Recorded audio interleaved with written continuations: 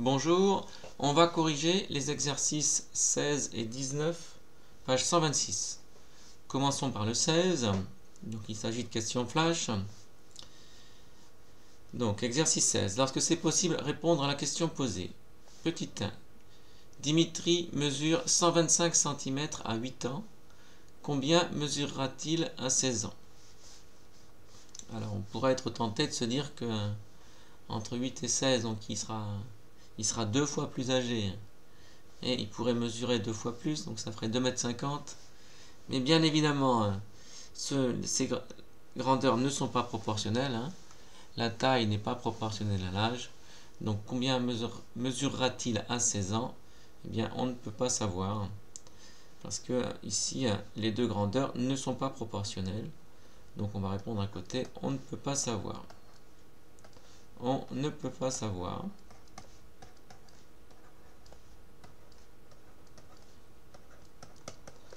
Il est peu probable qu'il mesure 2,50 m à 16 ans. Alors, petit 2. Un robinet de baignoire a un débit de 12 litres par minute. Petit A. Quel volume d'eau s'en écoule en 30 minutes? Petit B. Combien de temps faut-il pour remplir la baignoire de 180 litres d'eau? Donc ici, on imagine que le débit est constant. Et donc, il y a 12 litres par minute. Donc, ici, le volume écoulé et la durée d'écoulement sont proportionnels. C'est sous-entendu par le fait qu'il y a un débit qui est donné. Et donc, si on prend donc 12 litres par minute, si on fait 30 minutes, donc c'est 30 fois plus grand. Donc, la durée est 30 fois plus grande, donc le volume va être 30 fois plus grand.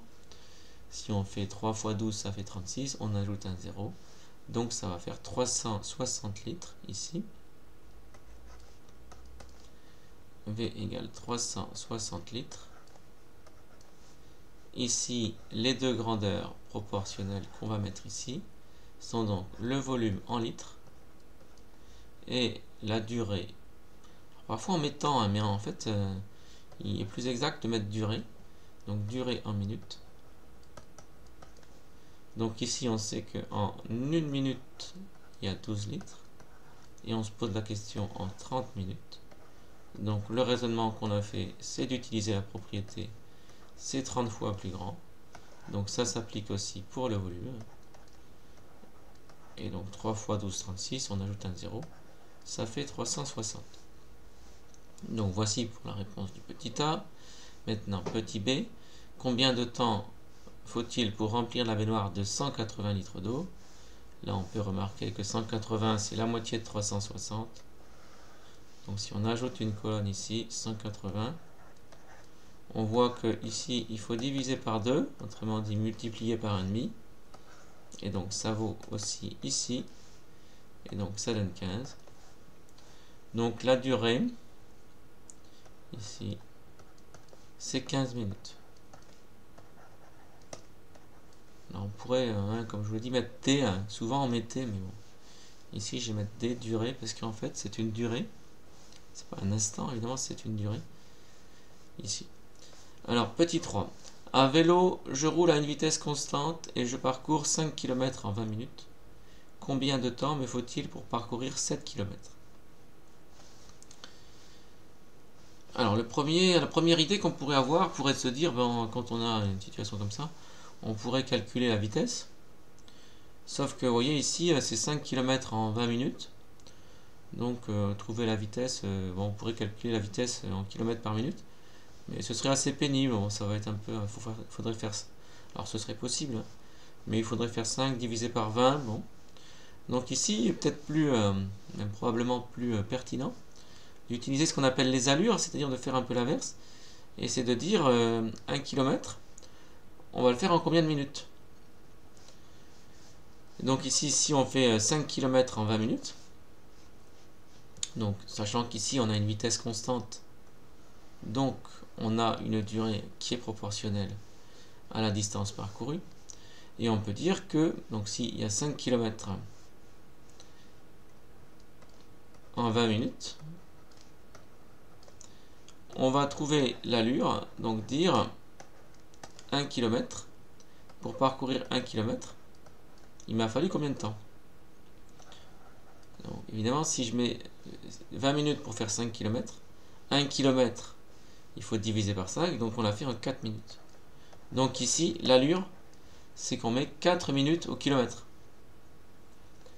Et donc, s'il y a 7 km, eh bien, on fait 4 fois 7, 28, évidemment, parce que c'est 1 km, 4 minutes. Si on fait 7 fois plus, eh bien 7 km, ça fera 28. Donc 7 km, ça fera 28 minutes. Donc voilà ici, la réponse, c'est combien de temps? Ben, il faudra 28 minutes. Et donc les deux grandeurs proportionnelles ici sont, là encore, la durée. Alors là, on va mettre T parce que D, ça va être, on va le garder pour distance parcourue. Donc D, c'est en kilomètres, donc la distance parcourue. Et T est le temps ou la durée, ici en minutes. On a dit que c'était 20 minutes pour faire 5 km. Donc nous, on a décidé de faire l'allure, donc de dire en 1 km, il faut 4 minutes. Et donc ici, pour faire 7 km, eh bien c'est 28. Alors on pourrait bien sûr faire un produit en croix, enfin on aurait pu faire un produit en croix, mais comme ici ce sont des questions flash, on l'a fait plutôt de façon intuitive ici, enfin de façon voilà, sans poser de calcul ici, en raisonnant de façon la plus simple possible. Passons maintenant à l'exercice 19. Alors exercice 19. En septembre 2015, 4 $ valaient 3,50 €. Question petit 1. Combien d'euros avait-on avec 100 €? Et question 2. Combien de dollars avait-on avec 100 €? Donc ici, on va mettre en évidence les deux grandeurs proportionnelles. Les deux grandeurs proportionnelles sont la valeur en euros et la valeur en dollars. Donc la valeur en euros, la valeur en euros et la valeur en dollars sont proportionnelles. Et la valeur en dollars sont proportionnelles.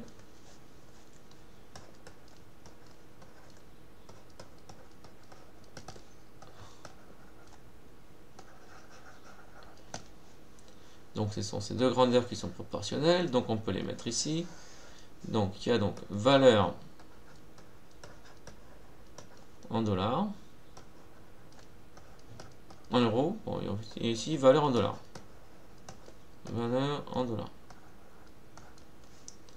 Et donc je sais que 4 $ ici valait 3,50 €.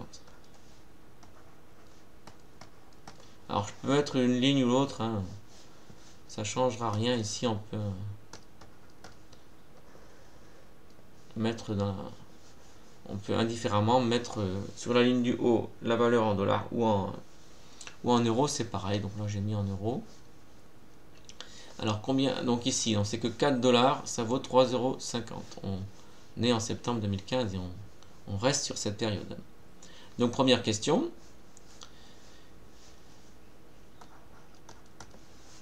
Combien d'euros avait-on avec 100 €? Donc ici on va mettre 100 €, non 100 $.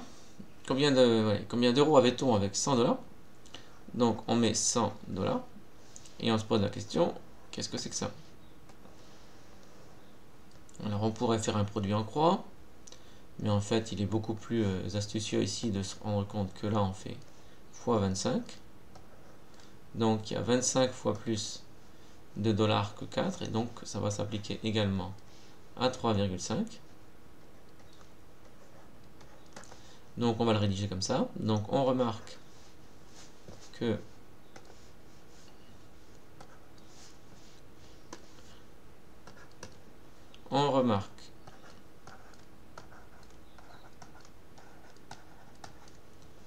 que 100, donc c'est 100 $,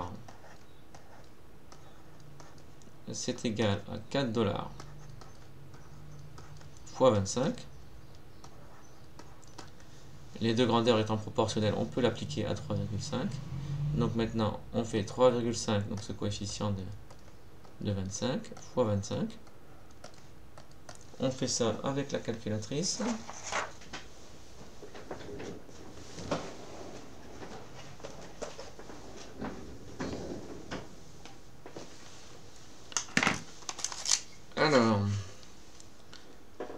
3,5 fois 25.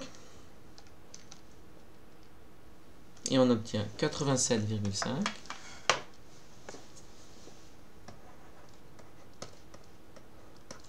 On peut donc conclure que avec 100 $,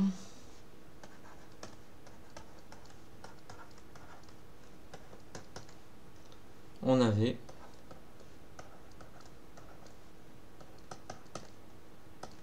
87,5 €. Faisons maintenant la question 2.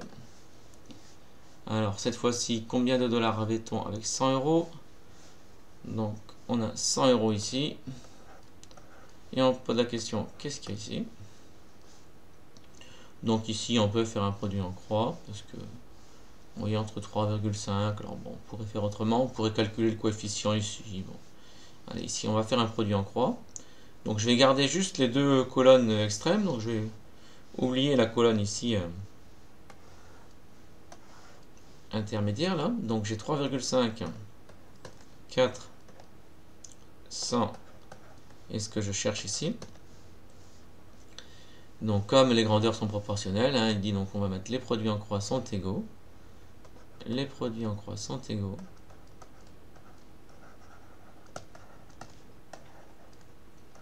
Les produits en croix sont égaux, compte tenu que les grandeurs sont proportionnelles, sont égaux. Alors j'aurais pu mettre, on aurait pu mettre un x ici, puis faire une équation. Bon, mais ici comme on trouve directement le point d'interrogation, je ne vais pas faire d'équation. On va donc mettre ici que je vais directement faire le calcul. Donc 4 fois 100, donc ça c'est le premier produit en croix. Et je divise par 3,5 pour obtenir le point d'interrogation. Donc 4 fois 100 sur 3,5.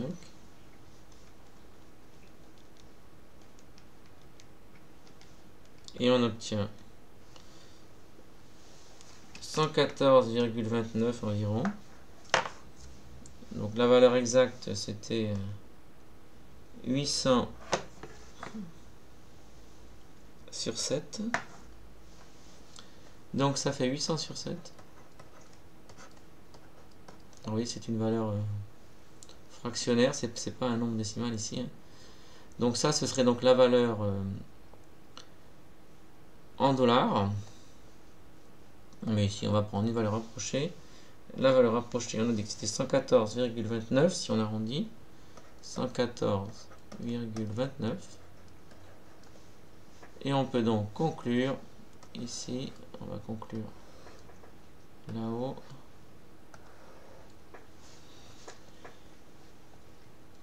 Alors, avec 100 €,